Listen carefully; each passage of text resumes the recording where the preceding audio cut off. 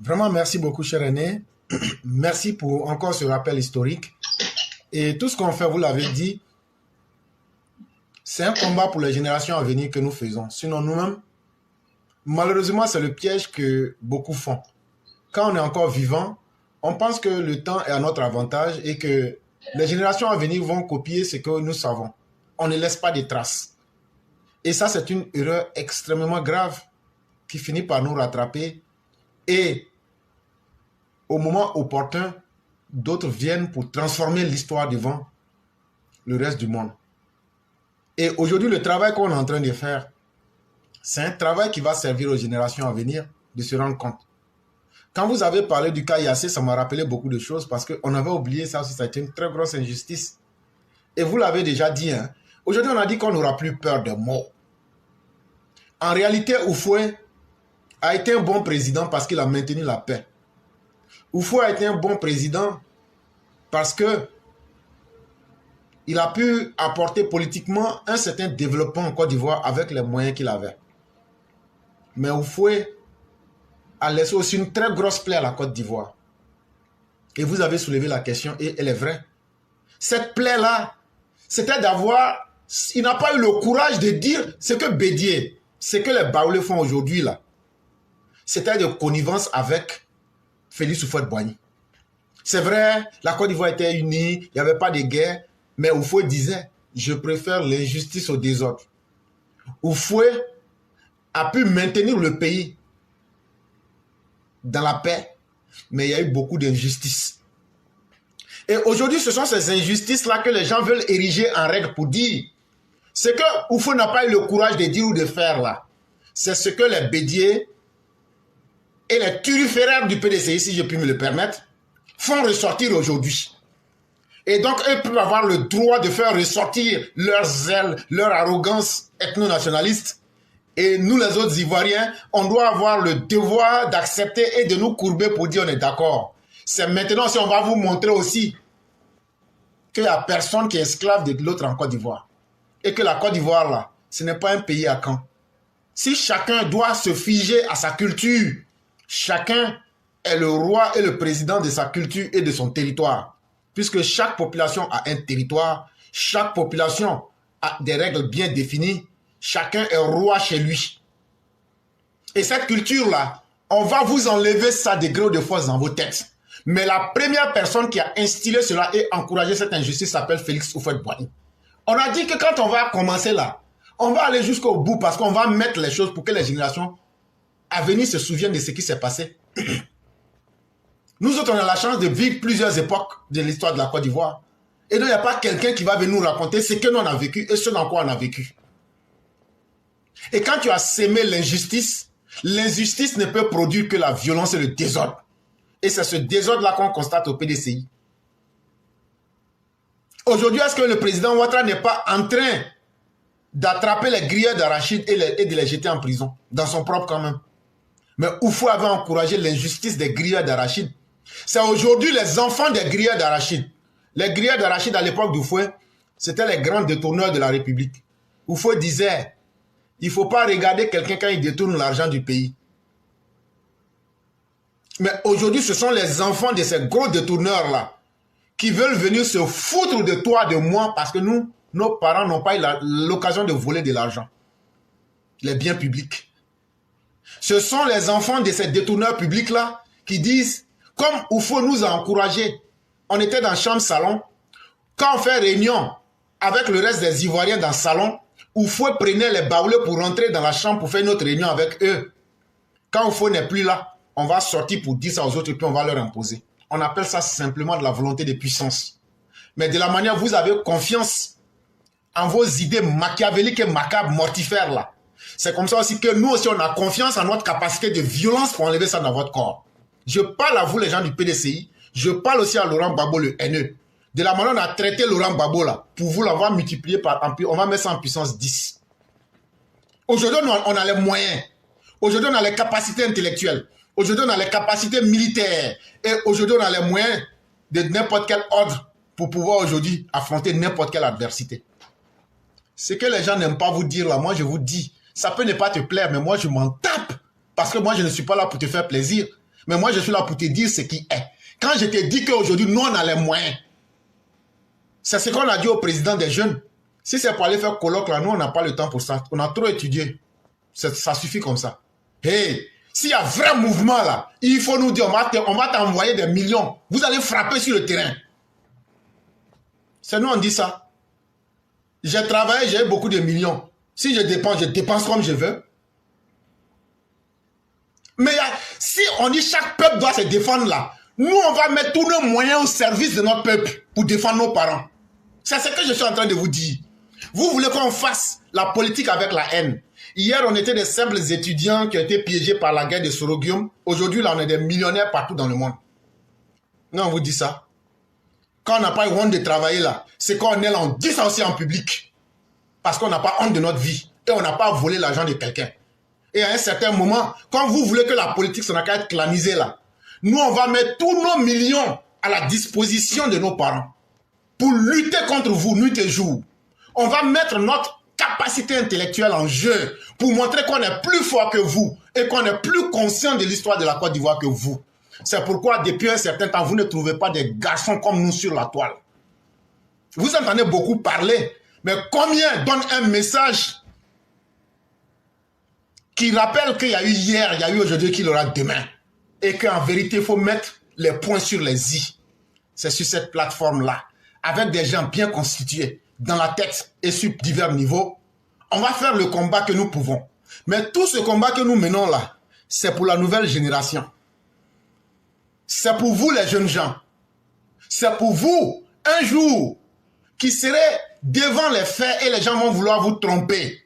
Non, il y aura une autre version de l'histoire. Et cette version-là est implacable parce qu'elle ne soutient pas. On aime le président Ouattara, mais quand il déconne, on le dit. C'est ce qui fera que les gens auront confiance en nous. Ils disent oui, ils étaient avec Ouattara. Mais quand ça n'allait pas, ils disaient la vérité au président Ouattara. Ils ont dit les choses et ils ont dit s'il y a des garçons, alors que nous sommes encore des contemporains, venez dire le contraire. On n'a jamais empêché quelqu'un de parler. Mais s'ils ne viennent pas, c'est parce qu'ils n'ont pas la vérité.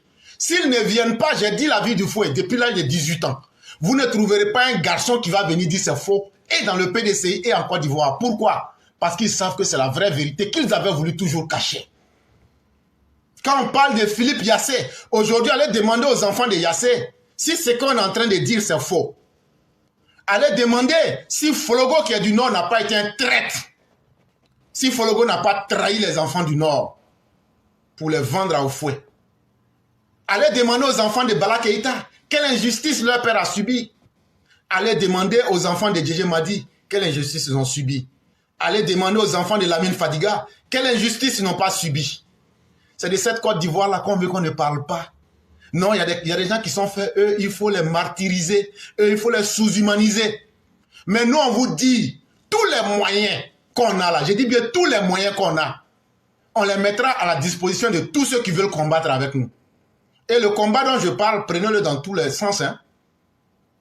C'est ceux qui ont peur qui se cachent. Mais quand tu agis déjà là, il n'y a pas quelque chose qui est plus fort pour représenter un homme que ses actions.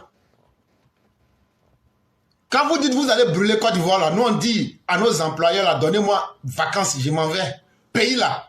La partie que nous, nos papas et nos mamans ont construit là, il n'y a pas un garçon qui va brûler. Nous, on va te cramer.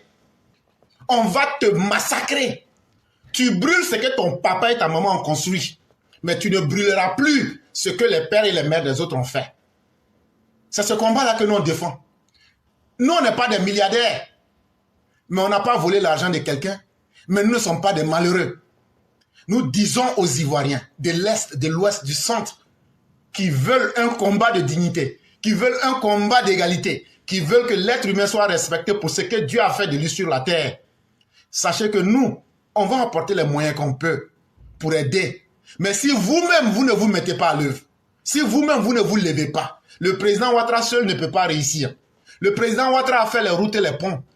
Il prend l'argent et l'envoie. C'est ce que lui, il a fait. Nous autres, on allait à l'école. Le peu qu'on connaît, on vient partager. Mais vous qui êtes les jeunes, vous qui avez la capacité de faire les rapports de force, au moment opportun, c'est à vous de vous lever. C'est à vous que s'adressent nos messages. On s'en fout de vos destinées. On s'en fout de vos religions. Ce qu'on a besoin là, c'est que vous et vos enfants, vous puissiez vivre et qu'on ne dise pas à quelqu'un toi, tu n'es pas ivoirien.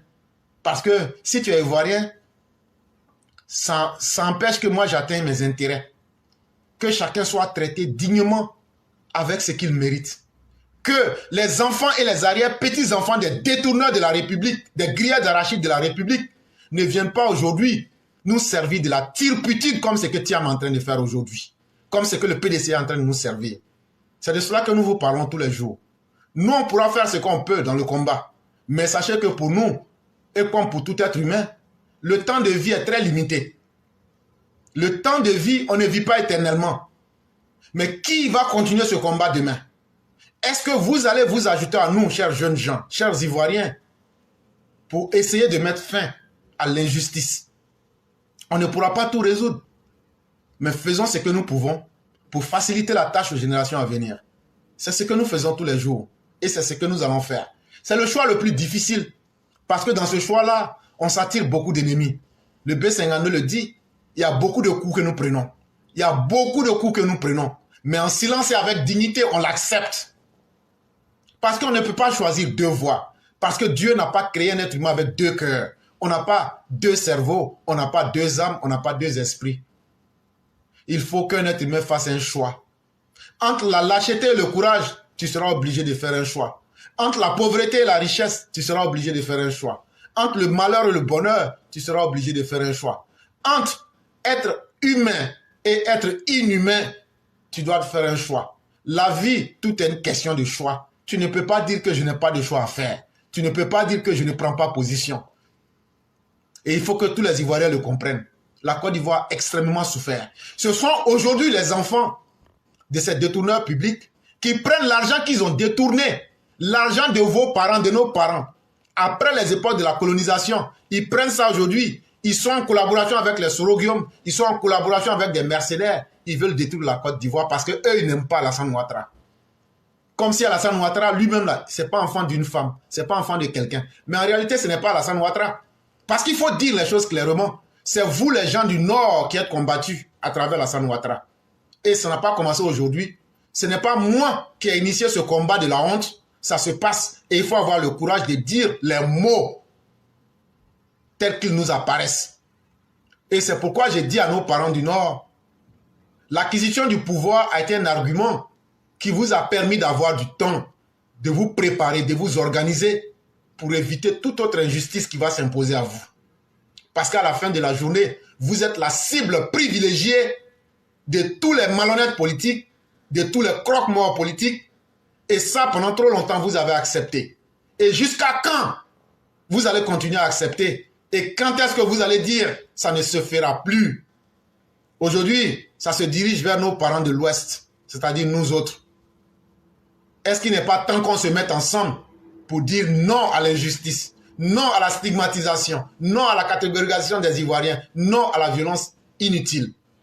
Voilà toute la réalité de la Côte d'Ivoire. Mère Ouragan sort, Mère Aki sort, beaucoup de personnes sortent ici, on parle. Ne pensez pas que nous, on n'a pas des ambitions. Quelqu'un qui laisse son pays natal, qui vient en Occident, il sait ce qu'il cherche. Et un lâche ne peut pas survivre en Occident. Mais si on prend du temps chaque jour pour nous asseoir, pour vous parler, on fait souvent 7 heures, 8 heures du temps. C'est une journée de travail. C'est parce qu'il y a un sacrifice qu'il faut payer. On ne veut pas condamner les gens à un seul discours. Et le discours qui va les tromper. C'est pourquoi on laisse tout le monde parler ici. Pour que tout le monde écoute. Est-ce qu'une fois sur cette émission, on a dit à quelqu'un tu ne parleras pas? Ou bien ce que tu as dit, on n'accepte pas? Non, ce n'est pas à nous de décider à la place des auditeurs. Chacun écoute et chacun décide. Parce que chacun a un esprit qui peut lui permettre de faire la somme et se situer. C'est en cela que je dis merci à nos intellectuels comme le père Alexis Diet. Merci à nos intellectuels comme à notre aîné Koulibaly du Canada. Merci à nos intellectuels comme Mère Blanc.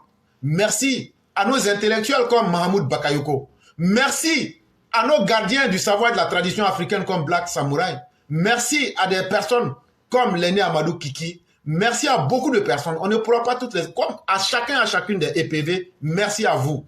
Continuons ce combat-là. N'ayez pas honte des mots. Puisque ceux qui créent les sales conditions n'ont pas honte d'agir. Ce n'est pas à vous d'avoir honte de les dénoncer. même si c'est avec la parole, ces paroles-là vont servir demain à des générations pour dire, voilà la vraie réalité. Et donc, c'est ce qui va encore donner plus de liberté aux gens de pouvoir combattre l'injustice. Est-ce que le message que nous disons est un message qui fait honte? Quand je dis à Mère Ouragan, ton papa est bêté, ta maman est guérée, est-ce que tu n'as pas une petite sœur là-bas que je vais marier? C'est un exemple que je prends. Ah, elle est chrétienne. Ah, mais moi-même, je m'en fous. Moi, je suis sikh. Ou mais je n'ai pas de religion. Voilà le monde auquel nous aspirons. Et moi, ça me ferait honte de voir qu'aujourd'hui, en 2023, on dit qu'il y a une guerre en Côte d'Ivoire et ce sont des enfants de 5 ans, 1 an qu'on est en train de tuer. Mais finalement, nous, notre vie a servi à quoi? Finalement, c'est quel idéal de vie qu'on veut laisser? Mais à un certain moment, il faut que ça s'arrête. Nous autres, on a fait le choix le plus difficile. On sait qu'on sera combattu. On sait même que c'est nous-mêmes. On n'aura rien et on ne s'attend à rien. Mais on s'attend à une seule chose. C'est que le combat que nous menons là puisse servir aux générations à venir. Et ça, c'est important pour nous. L'année B52, j'allais m'arrêter là et dire à chacun et à chacune, continuons ce combat-là. Si c'est mauvais, les générations à venir vont nous dire, vous êtes des malfaiteurs et que la malédiction de Dieu s'abatte sur nous. Moi, je suis prêt à accepter ça. Je ne connais pas pour les autres, mais je parle de moi-même en tant qu'individu. Si ce que je fais, c'est mauvais, que la malédiction de Dieu s'abatte sur moi. Parce que j'aurais pris du temps pour tromper les gens. J'aurais pris du temps pour mentir aux gens. Et ça va causer des dégâts dans l'avenir. Mais en vérité, Dieu connaît le cœur de chaque être humain. Je n'ai jamais pris une seconde ou imaginé une seconde venir communiquer pour tromper quelqu'un.